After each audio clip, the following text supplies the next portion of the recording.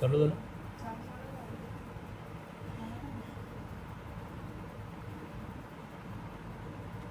Hello everyone, you are most welcome to the lecture series started by the Vidhi Foundation.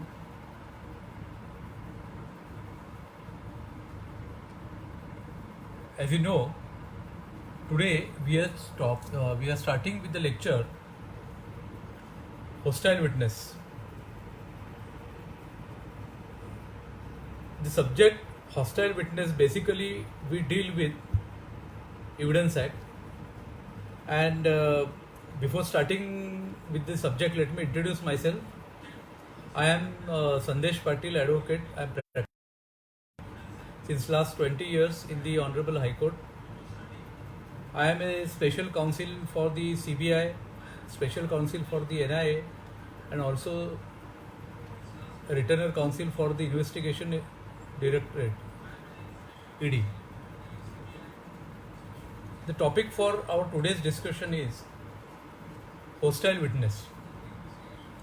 Now, as we see, hostile witness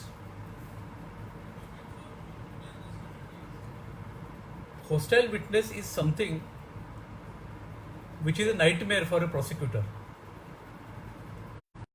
As a prosecutor of various specialized agencies in criminal law, we are very afraid when some hostile witness turns up, because basically a witness is supposed to be giving a true and correct account of the things which have unfolded before him. Hostile witness, because now I am told that there are many viewers who would like to have lectures and certain technical words in Marathi. So I would be delivering this lecture in Marathi as well as in English. Now, hostile witness means in Marathi we call him विरोधी साक्षीदार. विरोधी साक्षीदार हा एक असा शब्द आहे की असा एक साक्षीदार जो साक्ष देताना ज्या पक्षकारांनी त्याला साक्ष देण्यासाठी बोलवले आहे त्याच्या हिताच्या विरुद्ध जाऊन तो साक्ष देतो, तो साक्षीदार म्हणजे विरोधी साक्षीदार. हिंदी भाषेमध्ये त्यास शत्रुपूर्व गवाह असं म्हणतात.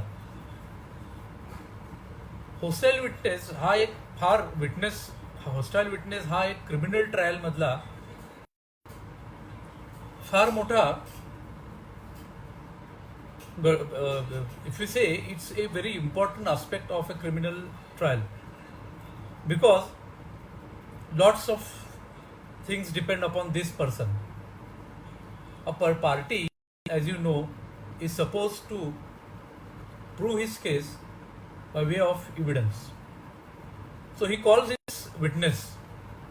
He calls this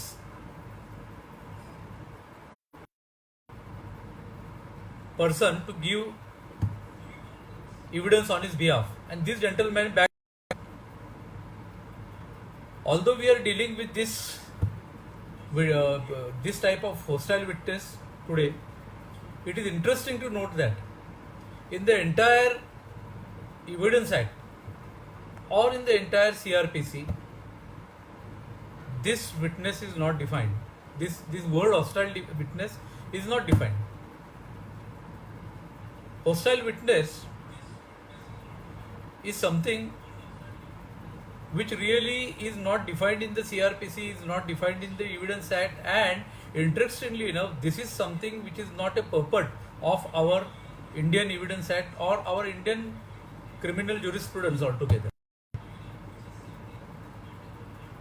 हॉस्टाईल विटनेस ज्याला आता आपले काही मित्रांनी बरोबर की विरोधी साक्षीदार हा एक टेक्निकल टर्म आहे, पण आपण नेहमी बोलत असताना आपण म्हणतो त्याला फितूर साक्षीदार. तर अशा प्रकारचा हा जो साक्षीदार आहे ह्याच्याबद्दल कुठेही उहापोह केलेला नाही आहे, याच्याबद्दल कुठेही व्याख्या याची पूर्ण पुराव्याच्या कायद्यामध्ये म्हणजे एव्हिडन्स ॲक्टमध्ये किंवा फौजदारी दंड संहिता म्हणजे CRPC मध्ये अशा प्रकारे हॉस्टाईल विटनेस याची व्याख्या दिलेली गेलेली नाही. म्हणून आपणच बघावं लागेल की याचा अर्थ काय आहे. तर जिथे कुठेही डेफिनेशन दिलेलं नसतं त्यावेळेला आपल्याला तो अर्थ शोधून काढायचा असतो. ब्लॅक्स लॉ डिक्शनरी जी आहे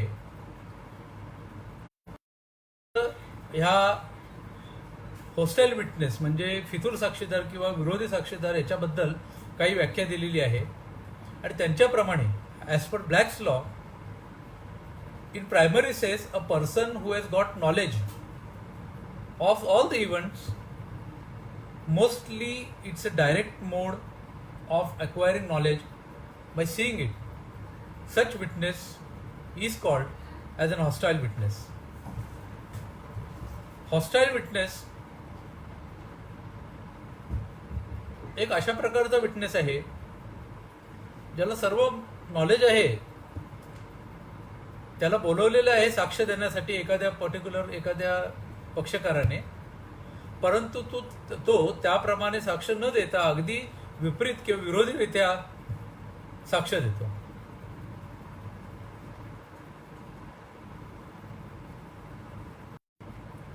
जर तुम्ही इंग्रजी कायदा म्हणजे इंग्लिश लॉ पाहिला आणि जर तुम्ही इंडियन लॉ पाहिला तर ह्यामध्ये थोडीशी तफावत आहे.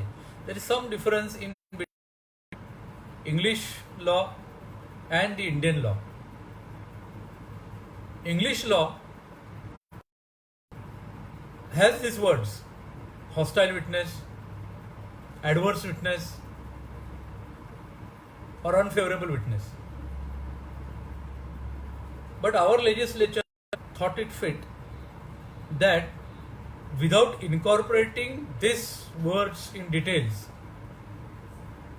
our legislature thought that we should have something to give a meaning of hostile witness without defining what is hostile witness. So interestingly enough, the definition of hostile witness though is absent in our jurisprudence, criminal law, yet hostile witness means a person who is defined, who gives evidence which is contrary to what he is called for.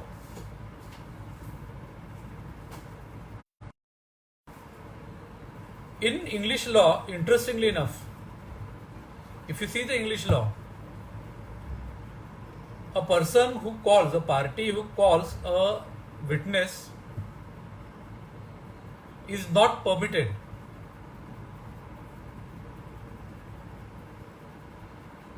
to cross-examine him. He calls him a witness.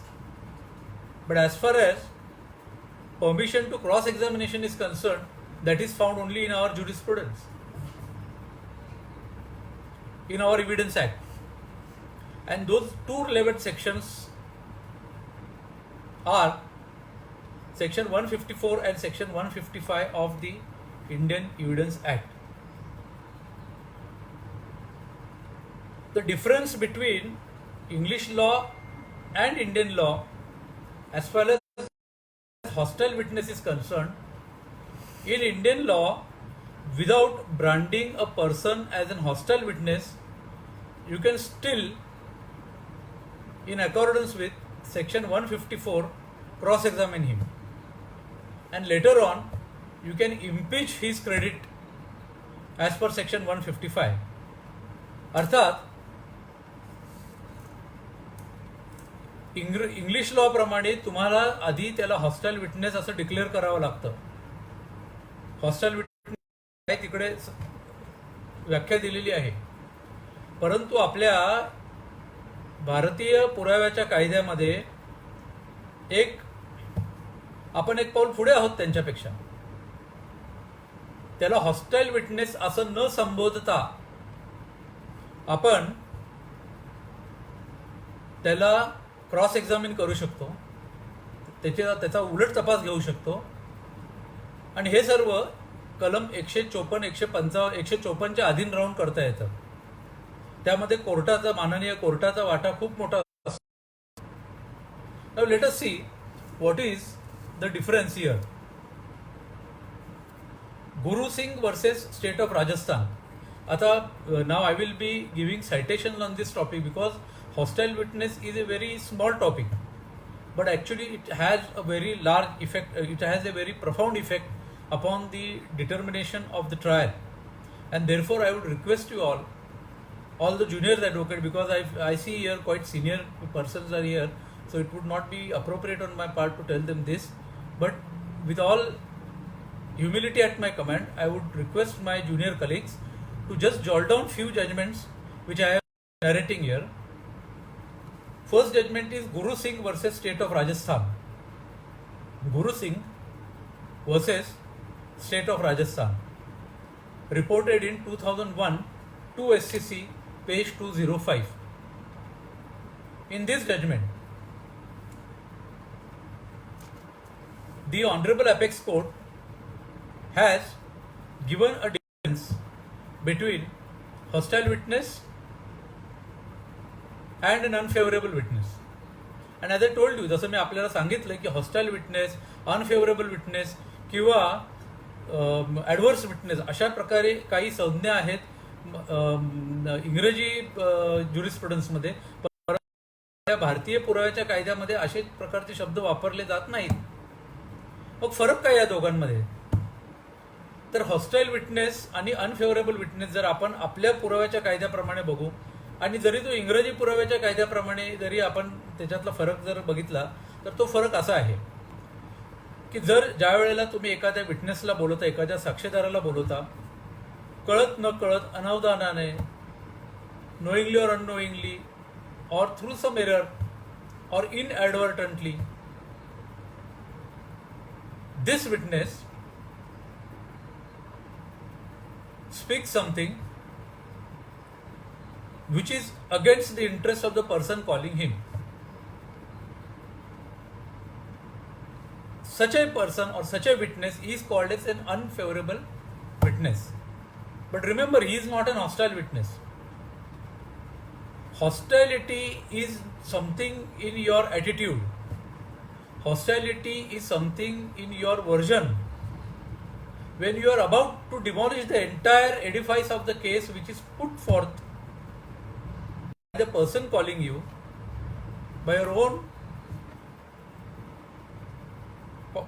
by the party who calls you, this is something called as hostile witness. फितूर होणे म्हणजे ज्याने आपल्याला साक्षीसाठी बोलवलेलं आहे अशा व्यक्तीचे विरुद्ध पूर्णपणे साक्ष देणे याला फितूर साक्षीदार असं संबोधलं गेले आहे. परंतु हा जो अनफेवरेबल आहे, अनफेवरेबल विटनेस ज्याला म्हणतात, अनफेवरेबल म्हणजे अनावधानाने ज्या वेळेस एखादा विटनेस ज्यांनी त्याला बोलवलेलं आहे त्याच्या विरुद्ध साक्ष दिली जाते, किंवा एखादा शब्द इकडे तिकडे पडतो, किंवा एखादी घटना चुकून तो बोलतो, त्यावेळेला तो हा अनफेवरेबल विटनेस असा ठरतो. म्हणजे काय, तर प्रत्येक हॉस्टाईल विटनेस हा अनफेवरेबल विटनेस असतो, पण प्रत्येक अनफेवरेबल विटनेस हा हॉस्टाईल विटनेस नसतो. Every unfavourable is not an hostile witness, whereas every hostile witness necessarily is a unfavorable witness. Now let us see some important facts about this hostile witness. In a judgment, in a very well known judgment of Satpal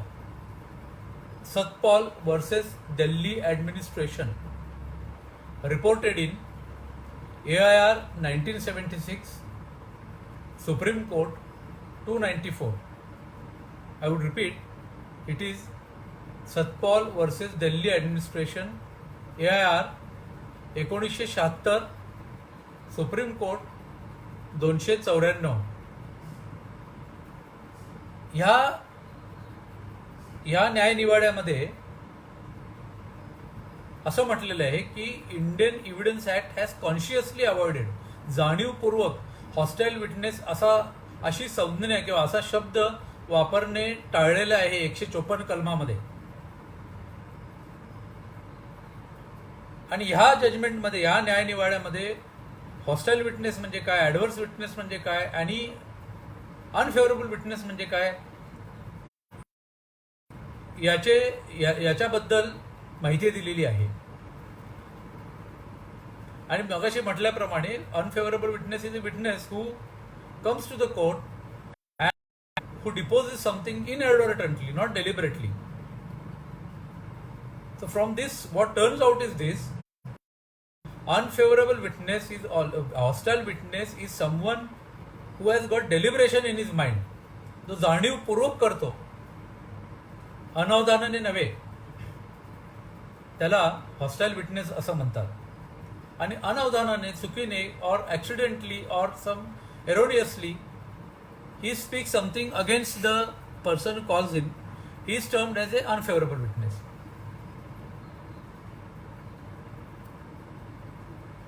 एक फार अतिशय सुंदर judgement आहे, जुनं judgement आहे.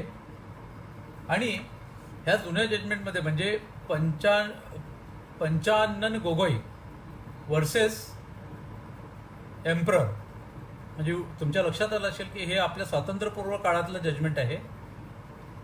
AIR 1930 Calcutta 276.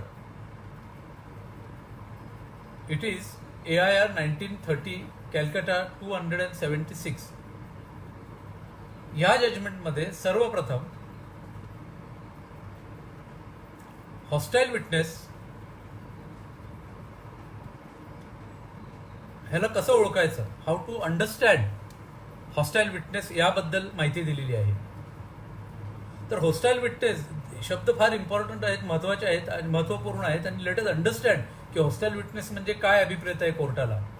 हॉस्टाईल witness is a witness who, from the manner in which he gives evidence, shows that he is not desirous of telling the truth to the court willingly.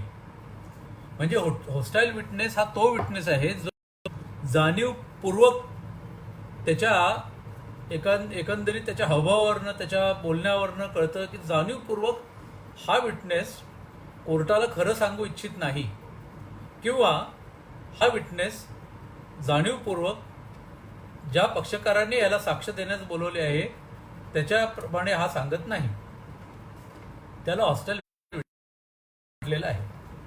So now we are very much clear. Let us recap. Hostile witness, there is a difference between hostile witness and a witness who is an unfavorable witness. We are very clear that hostile witness is not defined in this act, and further we are very clear that hostile witness is a person who from his very demeanor is about to tell something which is contrary to the person who is called, who calls him. पडतो की कोणता witness hostile witness नाही आहे, which witness is not an hostile witness. एक प्रसिद्ध judgment आहे त्याकरिता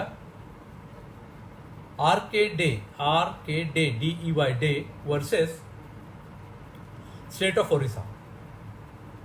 AIR 1977 supreme court 170. RK Dey versus state of Orissa AIR 1977 supreme court 170. त्यामध्ये म्हटलं आहे की a witness is not an hostile only because he accidentally speaks something and or by virtue of his speaking something it would affect the interest of the person who has called him. म्हणजे अशी ही व्यक्ती किंवा असा हे witness जो अनावधानाने किंवा जाणीवपूर्वक म्हणा असं काहीतरी बोलून जातो की जे त्याला ज्यांनी बोलवलेले आहे त्याच्या हिताच्या विरुद्ध आहे. ह्याचाच अर्थ असा की केवळ एखादा विटनेस सत्य सांगण्यासाठी किंवा जाणीवपूर्वक किंवा अनावधानाने काहीतरी त्या व्यक्तीच्या विरुद्ध बोलला कुठेतरी म्हणजे तो हॉस्टाईल विटनेस होतो असं नाही. मग ह्याच्यातला फरक काय? फार it's in hair splitting analysis. It's a very thin difference, and only by experience the prosecutor or the prosecuting agency and the magistrate by their experience have to determine whether the person is an hostile witness or is not an hostile witness. हा अनुभवाचा प्रश्न आहे पूर्णतः. म्हणजे ज्या वेळेला एकीकडे आपण बघितलं की सतपाल म्हणतो की एखाद्या विटनेसनी जर का त्याच्या ज्यांनी त्याला बोलवलेलं आहे त्याच्या विरुद्ध साक्ष दिली तर तो हॉस्टाईल विटनेस होतो, आणि त्याचबरोबर आर.के. डे सुप्रीम कोर्टच म्हणतं की केवळ एखादी गोष्ट जर त्याच्या विरुद्ध बोलला म्हणजे तो हॉस्टाईल विटनेस होत नाही. मग या दोघांमधला फरक काय आहे? तर फरक असा आहे की जो जाणीवपूर्वक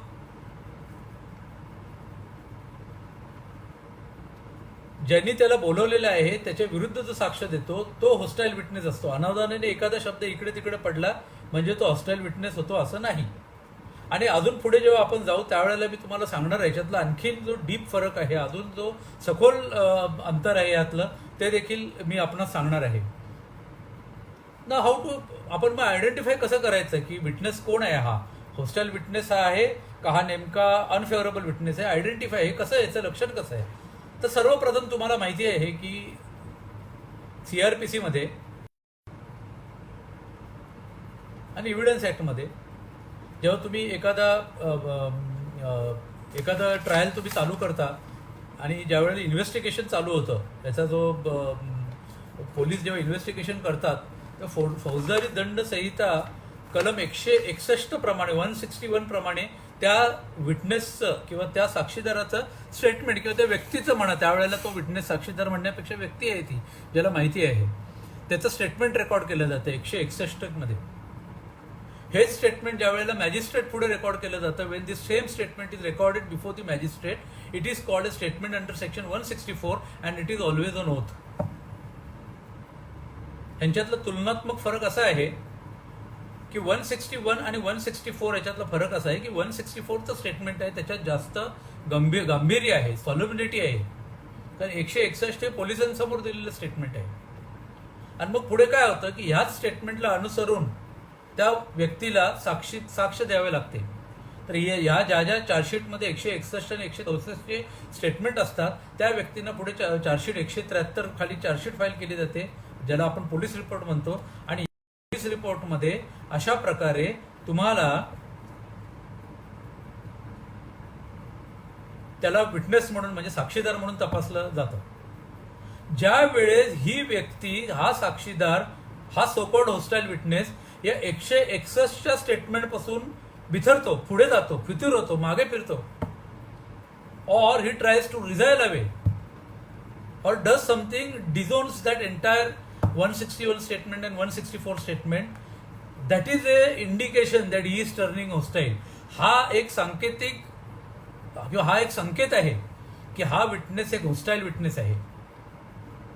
जर का तो 161 प्रमाणे बोलला आणि चुकून हे 161 किंवा 164 ह्या विटनेसनी दिलेल्या कोर्टात शपथपूर्वक कोर्टाच्या समोर ट्रायल सुरू झाल्यानंतर, चार्ज फ्रेम केल्यानंतर साक्ष जी दिली जाते त्यामध्ये जर हा 161 किंवा 164 स्टेटमेंटला अनुसरून जर स्टेटमेंट त्यांनी केलं कोर्टात आणि जरी हे 161चं स्टेटमेंट 164चं स्टेटमेंट आणि हे डिपोजिशन किंवा इव्हिडन्स हा जरी त्या प्रॉसिक्युशनच्या विरुद्ध असला तरी देखील तो व्यक्ती हॉस्टाईल विटनेस होत नाही, तो व्यक्ती अनफेवरेबल विटनेस होईल एखाद्या वेळेस.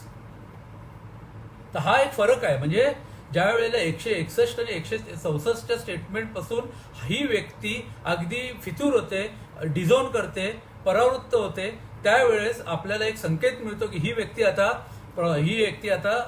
हॉस्टाईल होणार आहे.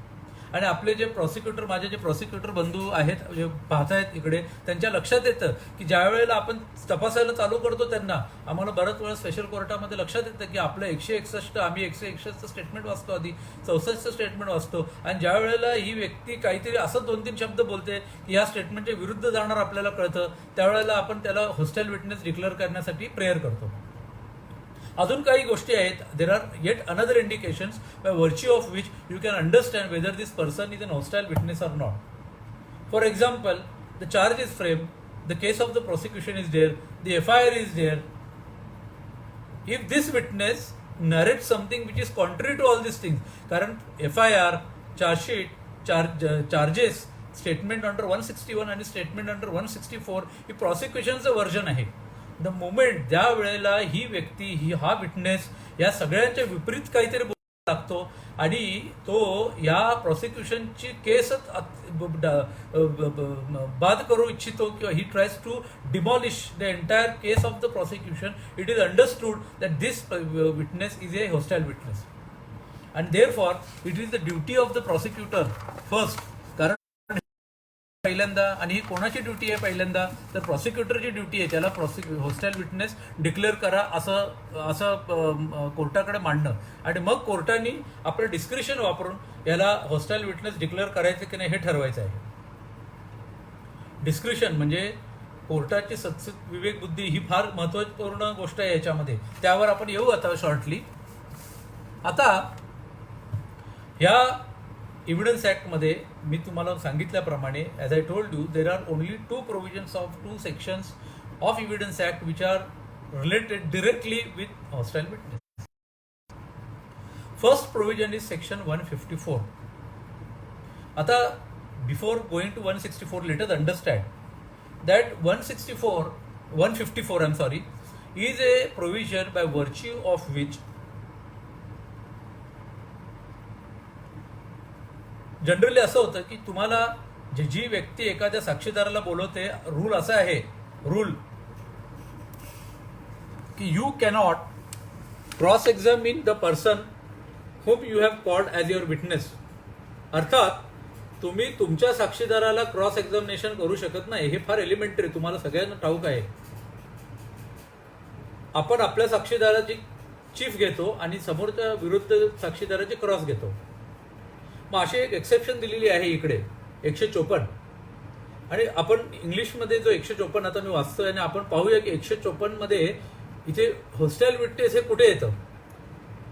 154 असा बोलतो, the court may in its discretion permit, just शब्द ऐका, इन इट्स डिस्क्रिशन अंडरलाईन करायचं, परमिट अंडरलाईन करायचं, the person who calls a witness to put any question to him which might be put in cross examination by the adverse party, and nothing in this section shall disentitle the person so permitted to rely upon the part of the evidence of such witness. याच्यात या एका छोट्या section मध्ये खूप मोठी depth आहे. तर late us C ही depth काय आहे. द कोर्ट मे म्हणजे काय, डिस्क्रिशन आलं, शाल नाही आहे, ऑब्लिगेटरी नाही आहे, कंपल्सरी नाही आहे, इट इज डिस्क्रिशन. तर कोर्टाने काय करायचं आहे तर आपलं डिस्क्रिशन वापरायचं आहे, म्हणजे आपली विवेक बुद्धी वापरायची आहे.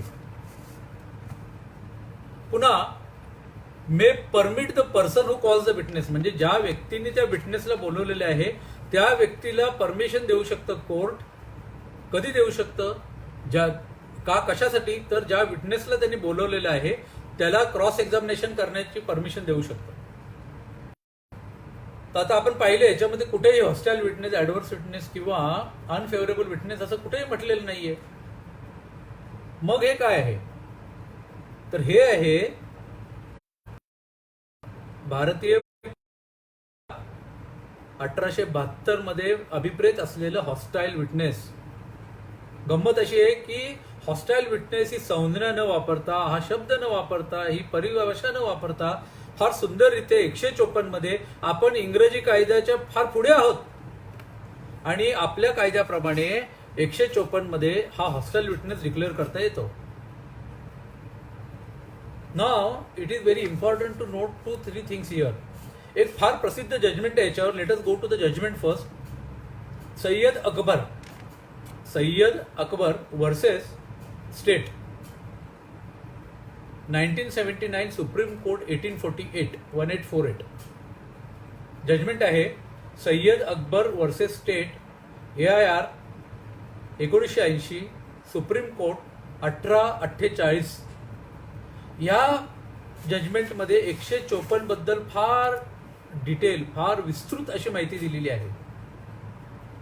आणि ह्या जजमेंटमध्ये तुमच्या लक्षात येतं की जरी हॉस्टाईल विटनेस असं कुठेही म्हटलेलं नसलं तरी प्रॅक्टिकली हे कसं केलं जातं तर practically party who calls that witness म्हणजे जो प्रोसिक्युटर आहे किंवा ती प्रोसिक्युटिंग एजन्सी आहे त्यांनी पहिले ॲप्लिकेशन कोर्टाला करायचं. ॲप्लिकेशन ओरली असू शकतं, not necessary to be in writing, आणि त्यांनी दाखवायचं कोर्टाला की हे बघा हा विटनेस फितूर आहे आणि मी याला बोलवलं जरी असलं तरी हा माझ्या विरुद्ध जात आहे, मला याला हॉस्टाईल विटनेस म्हणून डिक्लेअर करू दे. अशा वेळेला कोर्ट आपली सत्सद विवेक बुद्धी वापरून आपलं डिस्क्रिशन वापरून कोर्ट विचार करतो, आणि तो काय विचार करतो तो आपण पुढे येऊ त्याच्यामध्ये. विचार करण्याचे पॅरामीटर काय आहेत ते आणि मग निकष काय आहेत ते, आणि मग कोर्ट म्हणते की हो ही व्यक्ती हॉस्टाईल आहे किंवा ही व्यक्ती हॉस्टाईल नाही. तर अशा प्रकारे हे हॉस्टाईल विटनेसच्या बद्दल आपण आता 154 मध्ये बघितलं.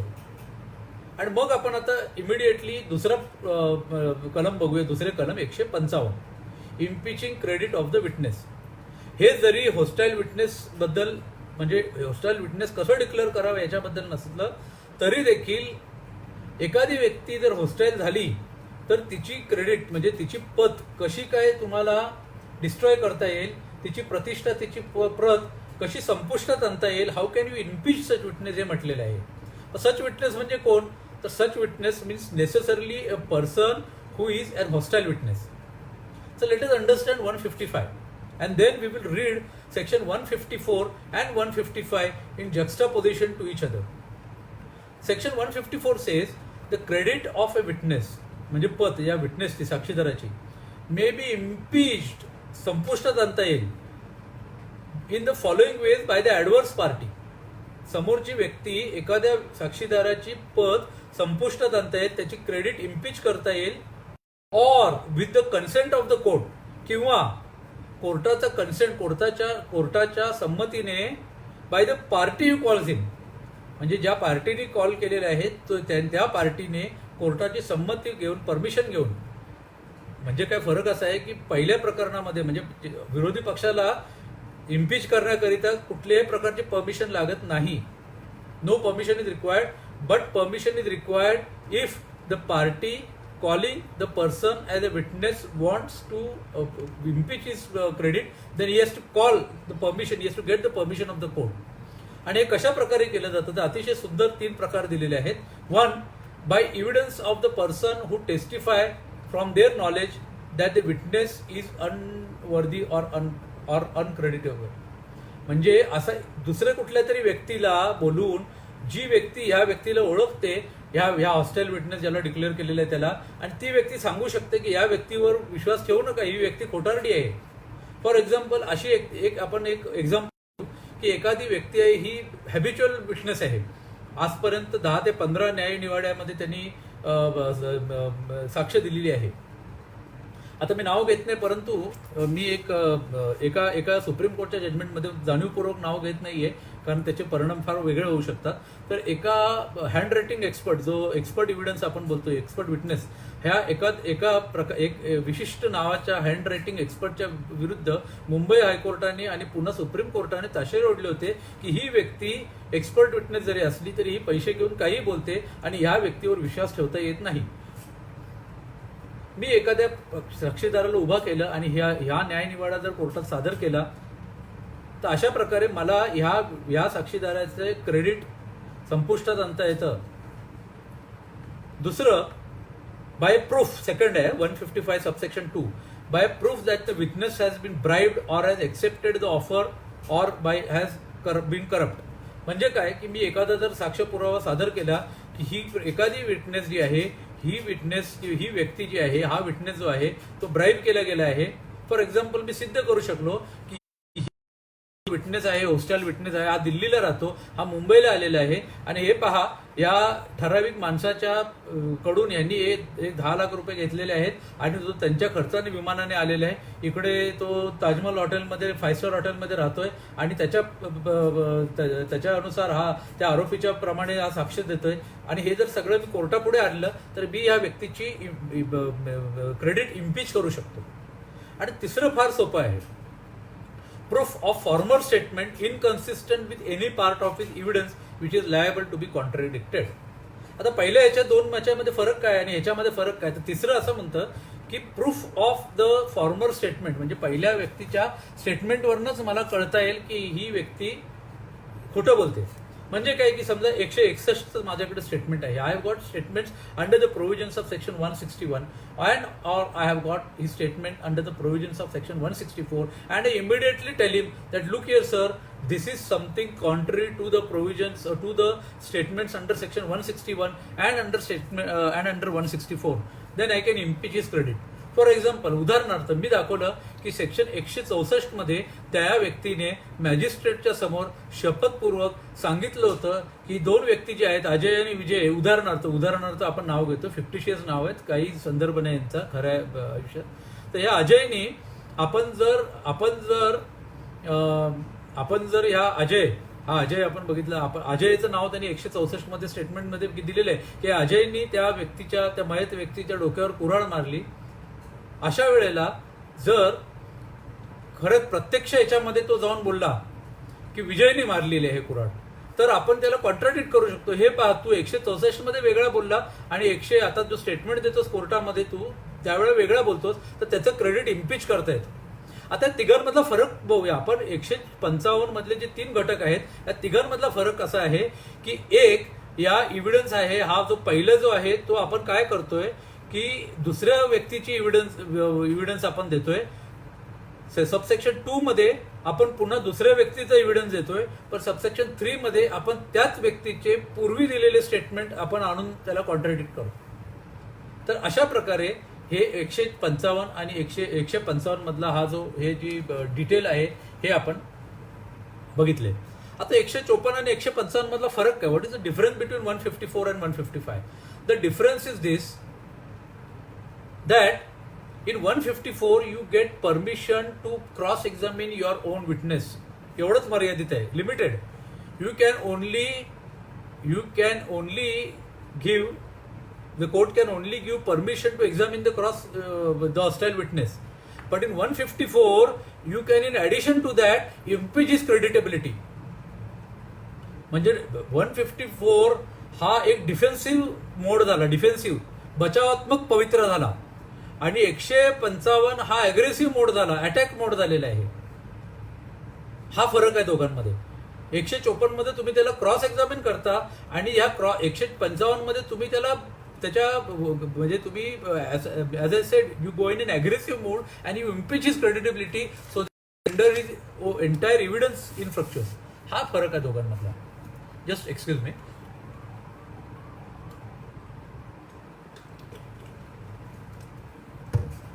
आता काही आपल्या मित्रांनी प्रश्न विचारले, त्याच्याबद्दल मी पुढे जातोय. विशेष करून प्रदीप नेरकर साहेबांनी एक प्रश्न विचारले, त्याप्रमाणे मी आता आपला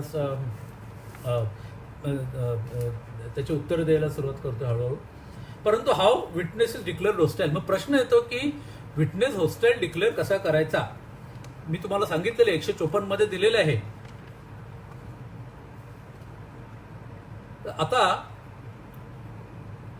154 मध्ये तुम्हाला 154 हा जस्ट एक सेकंड.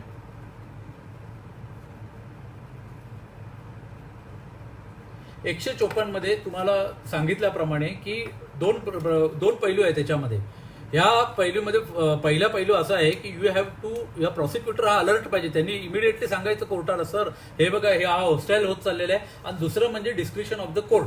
म्हणजे ह्याच्यात काय आलं की ह्या दोन एलिमेंट जे इन्व्हॉल्ड आलेले आहेत ते कोर्ट आणि प्रॉसिक्युटर, प्रथम प्रॉसिक्युटर आणि दुसरे द्वितीय कोर्ट. तर आता असं आहे की हा सगळं डिस्क्रिप्शन आहे. म्हणजे काय की एखादी व्यक्ती होस्टाईल आहे की नाही हे ठरवण्याची सर्वस्व जबाबदारी कोर्टाची आहे. कोर्ट एखाद्या वेळेस म्हणू शकतं की नाही हा होस्टाईल विटनेस नाही, हा ॲट द मोस्ट हा अनफेवरेबल असेल आणि I refuse to declare him as hostile. एखादं कोर्ट म्हणू शकतं की नाही हा होस्टाईल नाहीये हा. अशा वेळेला, आणि मी आपल्याला आता हळूच दाखवतो की काही जजमेंट आहेत की ज्याच्यामध्ये होस्टाईल विटनेस, काही जजमेंट आहेत ज्याच्यामध्ये कोर्टाने नाकारलेले आहे. तर याच्यातले आपण 1-2 उदाहरणं घेऊया आपण केव्हा नाकारलेले आहे. कधी कधी कोर्ट म्हणू शकतं की only because some part of the evidence is against you that doesn't mean he is an hostile witness. Court can say that. म्हणजे व्हॉट इज द ग्रेव्हमेन, म्हणजे काय आहे ह्याच्यात बेसिक काय आहे, what is the corner stone of the difference between hostile witness and a unfavourable witness.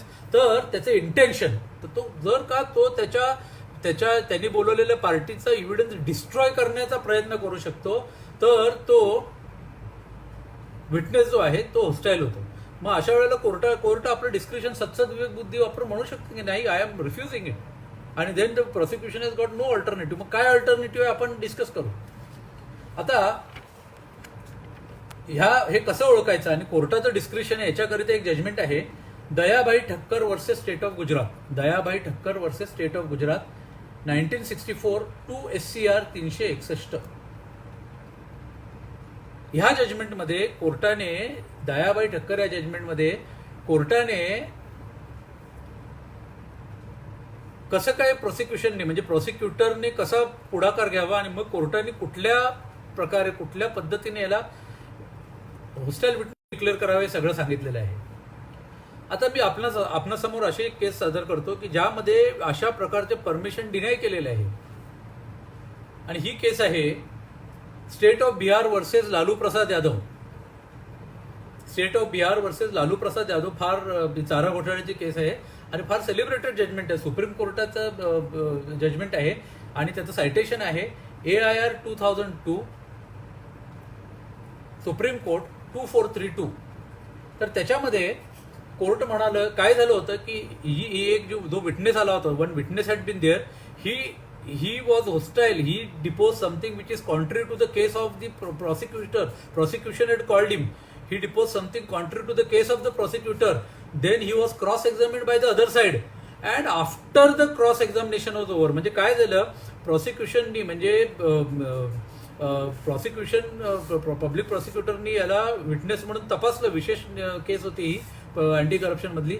याला तपासलं, त्याच्या लक्षात आलं की ही व्यक्ती आपल्या विरुद्ध सगळं बोलत आहे, तरी यांनी याला प्रॉसिक्युटरनी त्या व्यक्तीस होस्टाईल डिक्लेअर केलं असं कुठेही म्हटलं नाही.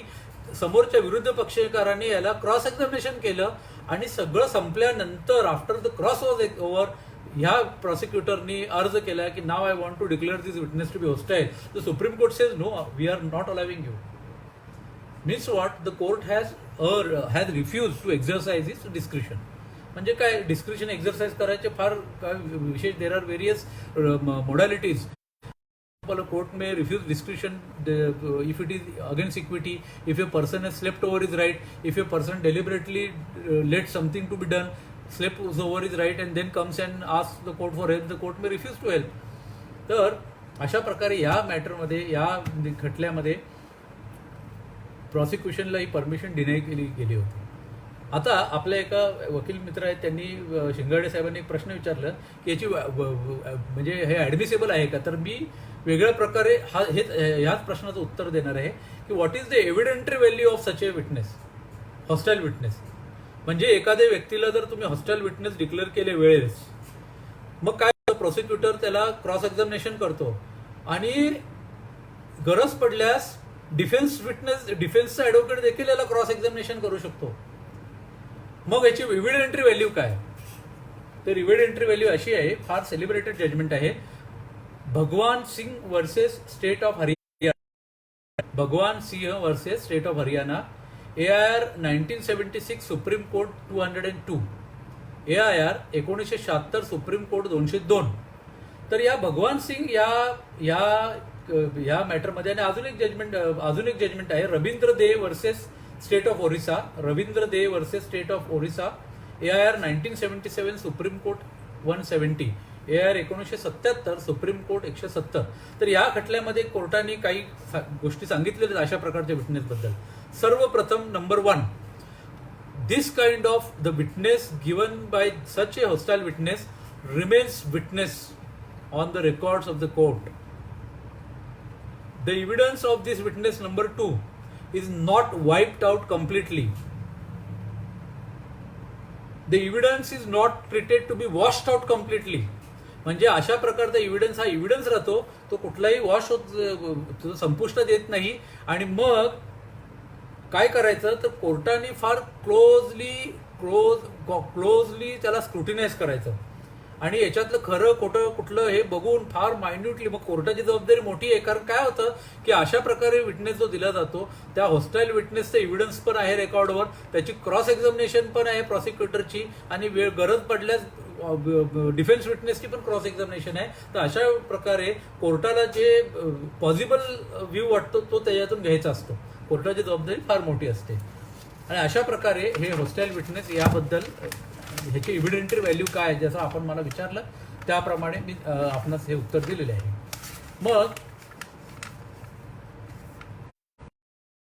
मग इव्हिडन्समध्ये याला वाचता येईल का? तर वाचता येईल, हो निश्चितच वाचता येईल. असं नाही की याला इग्नोर करायचं. You have to on the contrary तुम्हाला वाचायला पाहिजे. कारण असं बघा तुम्ही की एखादी व्यक्ती का प्रश्न पडतो कोर्टापुढे, का ही व्यक्ती हॉस्टाईल झालेली आहे, का जरी प्रॉसिक्युटरने बोलवलेलं आहे ती का ही जाणीवपूर्वक करते का त्यावेळेला प्रॉसिक्युटरच्या दबावाखाली 161 आणि 164 मध्ये खोटी साक्ष दिली आणि आत्ता ही खरी साक्ष देते. कारण आपण असे बरेच केसेस बघितलेले आम्ही जे प्रायव्हेट केसेस चालवतो अशा बरेच केसेस बघितलेले ज्या वेळेला अगदी 161 जशी प्रॉसिक्युटिंग एजन्सी बघितली. आम्ही एका मॅटरमध्ये बघितलं की मुंबई पोलीस तपास करत होती, 161 स्टेटमेंट दिलं, CID कडे तपास सुपूर्द केला गेला, ते स्टेटमेंट बदललं, काहीतरी वेगळंच स्टेटमेंट त्या पक्षकाराने दिलं, परत ते दिलं स्पेशल ब्युरोकडे दिलं, CBI कडे दिलं, परत त्यांनी तो बदलला. हे he had changed his statement and ultimately when he stepped into the witness box he had got a different version. And then see the possibility is this that the hostile witness is not to be blamed. Sometimes it so happen that these police authorities virtually extract confession and then what can be done? Then the poor witness comes to the court and he tells something which is correct. Then can you blame such a person as a hostile witness? तर त्याच्यात फक्त दोन गोष्टी बघायच्या की ह्याला relevant आहे का आणि हे ऍडमिसेबल आहे का. दोन गोष्टी फक्त बघायचं, whether this evidence which is giving is relevant और वेदर इट इज ऍडमिसेबल. आता आपल्या इकडे ज्या वर्षा बोगले मॅडम आहेत त्यांनी एक प्रश्न विचारला की हे विटनेस का हॉस्टाईल होतात. आणि नंतर मी आगाशे साहेबांनी जो विचारलेले ते पण मला जरा पुन्हा एकदा वेगळ्या पद्धतीने तुम्ही क्वेश्चन पाठवा, तोही मी उत्तर द्यायचा प्रयत्न करतो. तर रिझन्स पहिलं का होतात, तर सगळ्यात पहिलं रिझन असं आहे, first reason is this absence of proper implementation of witness program plan. काय असतं की आपल्या इकडे विटनेस प्रोग्राम आहे 2018चा 2018 there is a witness program of the year 2018. We find that this witness protection program is not implemented properly, therefore there is a difficulty. Secondly is delay. आता काय होतं की आज 161 किंवा 164 जो कितीतरी खटले आम्ही बघितलेले आहेत की आज ह्या खटल्यामध्ये 161 स्टेटमेंट रेकॉर्ड केलं, 164 स्टेटमेंट रेकॉर्ड केलं. त्यावेळेला विटनेसचं वय होतं 18 वर्ष. पुढे हा खटला चाललाच नाही, 20 वर्षानंतर हा खटला पुढे आला. त्यावेळेला हा फार मॅच्युअर झालेला असतो विटनेस, ह्याच्या अंगावर जबाबदारी पडलेली असते, हा कुठेतरी नोकरीच असतो, मुलं असतात. अशा वेळेला आणि हा बरचसं बहुतांश गोष्टी विसरलेला असतो. आणि सगळ्यात प्रथम म्हणजे कधी कधी हा विटनेस एका जिद्दीने पुढे आलेला असतो की एखाद्या अपराधाला मला शिक्षा द्यायची आहे, पण त्याच्या लक्षात येतं 20 वर्ष झालं काहीच झालेलं नाही. मग त्याची ही उमेद ढासळते, त्याचा उत्साह ढासळतो आणि अशा प्रकारे डिलेमुळे हा प्रॉब्लेम होतो. म्हणून एक जजमेंट आहे PJ Thampi PJ Thampi versus state of Kerala 1984 CRLJ 654. याच्यामध्ये कोर्टाने म्हटलेलं आहे की द मुमेंट विटनेस आलेला आहे, the moment witness comes there you cannot adjourn the hearing because the prosecution or the APP is not ready. You have to cross examine him or you have to examine him. ज्या वेळेला किंवा defence witness advocate नाही आहे म्हणून तुम्ही ॲडजन करता, मग तो विटनेस कंटाळतो डिलेमुळे. आणि अशा प्रकारे त्याची जी इच्छा असते, त्याची उमेद असते, त्याची जिद्द असते. Sometimes many people have got certain they are righteous people, they want to depose something, they want to do something, and when you do this delaying business then they lose interest.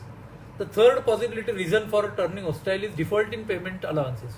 See what happens many a times we call witness, suppose take a case, he is a witness is a government officer. Now he is retired now. Now what happens is he retires and he goes to his native place at Kanyakumari and you call him here. You have to pay him allowance. Many a times हा allowance देखील दिला जात नाही. मग अशा प्रकारे कोण येईल, कशासाठी येईल? मग तो काही बोलतो, हॉस्टेल बनतो, तो वेळेवर येत नाहीये. प्रॉसिक्युशन किंवा प्रॉसिक्युटर बरोबर बसून जी तयारी करायची असते ती तो तयारी करत नाही आणि अशा प्रकारे तो काहीतरी बोलून जातो जे हॉस्टाईल होतं. तर हा जो लॅक ऑफ फॅसिलिटीज आहे. आता एका फार मोठ्या विधिज्ञाने, one jurist has define this and mention this in a very beautiful word, that the poor witness is stuck between devil and the deep sea. म्हणजे त्याला खरं तर सांगायचं आहे, परंतु तो नाही सांगू शकत. आणि अशा वेळेला काय होतं, फॅसिलिटीज नाहीत, त्याला कुठे बसता येत नाही नीट, त्याला त्या कोर्टाच्या आवारात त्याला शौचास जायचं असतं तरी त्याला नसतं, पाणी प्यायला नसतं, त्याला बसता येत नाही. सकाळी त्याचं सेशन्स केस आहे, कितीतरी वेळेला दुसरं एखादं मॅटर चालतं, 4 वेळेला असंच येऊन जातं. फॅसिलिटी नसल्यामुळे त्याला कुठे रेस्ट घेता येत नाही. कित्येक वेळेला हजारो किलोमीटर लांबून येतं, त्याला रेस्ट घेता येत नाही. मनी पॉवर. आता बऱ्याच वेळेला काय होतं की मनी पॉवर हे जे आहे की मनी पॉवरमध्ये काय होतं की witness is always won over. Money पॉवरमध्ये हे जे मनी पॉवरने विकत घेतलं जातं. आता काय होतं, मी कधी कधी ते क्वेश्चन क्वेरी वाचतो, त्यामुळे थोडंसं डिस्लिंग झालं आता ती क्वेरी वाचताना माझ्याकडून. व्रॅथ ऑफ द अॅक्युज. कित्येक वेळेला अॅक्युज हा फार मोठा गुंड असतो, त्याच्या दबावापोटी हा माणूस होस्टाईल होतो. आणि सगळ्यात महत्त्वाचं कारण, खरं कारण जे आहे ते स्टॉक विटनेस. स्टॉक विटनेस म्हणजे काय माहिती आहे? Habitual witness. स्टॉक, पोलिसांच्या स्टॉकमध्ये विटनेस असतात. एखादं खून झालं, एखादं अपहरण झालं तर घ्या 4 लोकांना बोलून घ्या, आपले त्यांचेच लोक असतात, ते खरं तर स्पॉटवर नसतात, त्यांना नाव त्यांचं नोंदवून घेतलं जातं, त्यांना विटनेस म्हणून त्यांना हे अमुक अमुक बोला. मग ज्या वेळेला काय होतं, तर एखादा पोलीस ऑफिसरचा तो माणूस असतो, ज्या वेळेला पोलीस ऑफिसर बदलून जातो त्यावेळेला त्यावेळेला पैसे दिलेले असतात किंवा जे काय असेल, किंवा मैत्रीपूर्व व्यवहारातून त्यांनी केलेलं असतं. आणि ज्या वेळेला तो जो इव्हिडन्स द्यायची पाळी येते 10 वर्षानंतर, त्यावेळेला he is not available at that time. मग तो काही बोलतो, मग he gives evidence which is not in consonance, which is not in accordance with his case under 161. आणि अशा प्रकारे तो हॉस्टाईल होतो. तर या अशा स्टॉक विटनेसवर, ज्याच्यावर कोर्टाने ताशेरे ओढले आहेत की तुम्ही स्टॉक विटनेस तपासू नका, म्हणून आपण तुम्हाला तुमच्या लक्षात येईल की आपण बऱ्याच वेळेला एखाद्या विटनेसला विचारतो की तुम्ही किती वेळेला विटनेस आजपर्यंत साक्ष दिलेली आहे, किती वेळेला पंच म्हणून तुम्ही ऍक्ट केलेले आहे. अशा प्रकारे ते स्टॉक विटनेस असतात. तर एक जजमेंट आहे ते आपण नोंदवल्यास फार उत्तम होईल. Premchand versus Union of India, AIR 1981, supreme court 613. Premchand versus Union of India, AIR 1981, supreme court 613. तर अशा प्रकारे आपल्याला हे जी कारणं आहेत की ह्या विटनेसला होस्टाईल विटनेस का होतं, त्याच्या मागची कारणं आहेत. आता आगाशेंनी एक प्रश्न विचारलाय की तुम्ही, can I discredit him, that विटनेसला, on the ground of difference in 161 आणि 164 स्टेटमेंट. शुअरली एक जजमेंट आहे, त्या जजमेंटमध्ये कोर्टाने आता ते मला जजमेंटचं सायटेशन आठवत नाही, पण मी तुम्हाला देऊ शकतो. तहसीलदार सिंग, सेलिब्रेटेड केस आहे judgement. Tahsildar Singh is a judgement which is a celebrated judgement on this provision, that how you can define, how you can declare hostile, how you can what you called discredit a witness. काय असतं, 161 मध्ये जर त्यांनी judgment दिलेलं असेल, Tahsildar Singh versus state of UP, AIR 1959, supreme court 1012 असं काहीतरी आहे. तर जस्ट चेक इट. 1012 1952 आहे नक्की. AIR 1959, supreme court 1012. तर या तहसीलदार सिंग मध्ये त्यांनी फार उत्तमरित्या दाखवलेलं आहे. हा खरं तर हा एक पूर्ण वेगळ्या लेक्चरचा विषय होऊ शकतो की 161 आणि 164 स्टेटमेंट दाखवून त्याची क्रेडिट कशी डिस्प्रूव्ह करायचं. म्हणजे मी आपल्याला मगाशी म्हटल्याप्रमाणे मिस्टर आगाशे 165 मध्ये सबक्लॉज C आहे, त्याच्यामध्ये जे प्रिव्हियस स्टेटमेंट जे अभिप्रेत आहेत तेच हे 164 आणि 161चं स्टेटमेंट आहे. आणि ते कसं करायचं, तर you please read 1959 supreme court 1012 Tahsildar Singh versus that you will get your answer. Now just winding up, I have got only 2 things to share. Effect of, आता काय होतं, बऱ्याच वेळेला एक फार मोठ्या प्रमाणात एक चलनात एक गोष्ट आलेली. There is what happens is that many times new advocates, especially, I don't blame new advocates, but there is a tendency की काय करतात, किंवा काही advocates आहेत, it's a different class, you cannot, I am so sorry, I cannot tell you that, I cannot say that new advocates, but there are some categories of advocates, their only work is to, आपण ज्याला मराठीत म्हणतो witness फोडणे.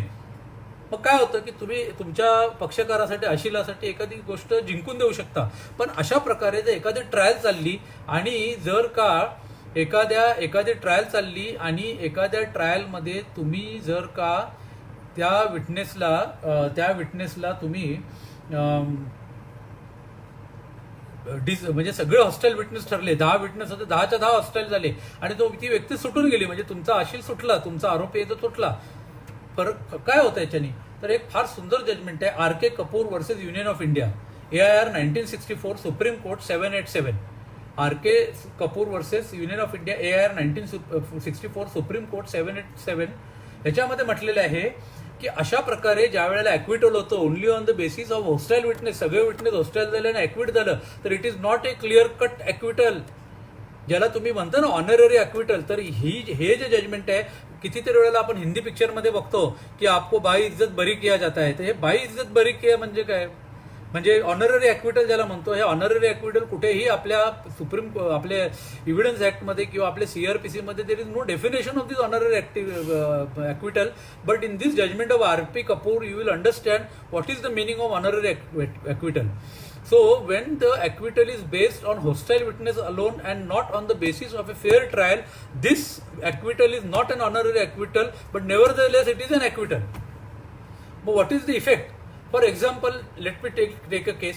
एखाद्या व्यक्तीने, एखादा police officer आहे, त्याने एन्काउंटर केला आणि एन्काउंटरमध्ये त्याच्यावर 302चा गुन्हा दाखल केला आणि त्या 302च्या गुन्ह्यामध्ये सगळे विटनेस त्यांनी फोडले त्या पोलीस ऑफिसरनी आणि अल्टिमेटली तो ॲक्विट झाला. पण हे सगळे व्यक्ती जे विटनेस होते ते हॉस्टाईल झाल्यानंतर ॲक्विट झाला. मग this judgment of RP Kapoor says that in disciplinary proceeding there is no bar to the authorities of the disciplinary proceeding to read or to go into the case once again. Disciplinary proceeding त्याच्या विरुद्ध त्यांच्या डिपार्टमेंटच्या चालल्या असतील, तर merely because he व्यक्ती ॲक्विट झाली म्हणून त्याला मधून पण ॲक्विट असं नाही, देर इज नो बार. अशा प्रकारचं जे ॲक्विटल आहे, it is never a honorary acquittal. And as such हे जे ॲक्विटल झालेले आहेत त्या ॲक्विटलमुळे कुठल्याही प्रकारचं त्याला त्याला प्रोटेक्शन दिलं जात नाही. तर this is what we called as honorary acquittal. आणि effect of the acquittal based on